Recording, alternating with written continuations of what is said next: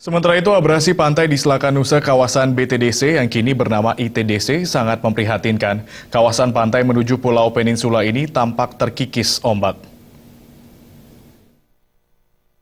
Pantai Selatan Nusa saat ini tidak hanya dilanda permasalahan sampah yang sering dikeluhkan wisatawan. Masalah yang dialami pantai diperparah lagi dengan abrasi yang kian memprihatinkan. Wakil Ketua DPRD Kabupaten Badung, Nyoman Karyana mengatakan, ITDC sebagai pemilik kawasan Nusa Dua semestinya berinisiatif untuk mengatasi sampah dan abrasi.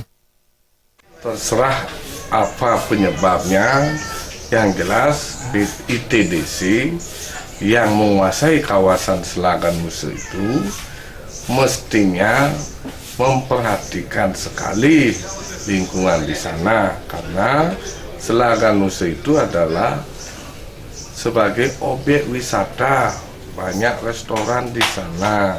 Jadi kalau begitu keadaan pantainya kan malu kita ya. Malu dengan pariwisata dunia. Abrasi yang parah di Selatan Nusa sudah merusak struktur sempadan pantai hingga membuat akar-akar pepohonan mulai terlihat di bibir pantai hingga terancam tumbang jika ITDC tidak segera bertindak. Sebagai salah satu barometer pariwisata Bali, kawasan ITDC dinilai memiliki banyak hotel yang berprestasi dalam menjaga lingkungan. Sehingga sangatlah miris bila ITDC tidak bisa bergerak cepat untuk mengatasi masalah sampah dan abrasi dengan baik. Suteja dan Yudi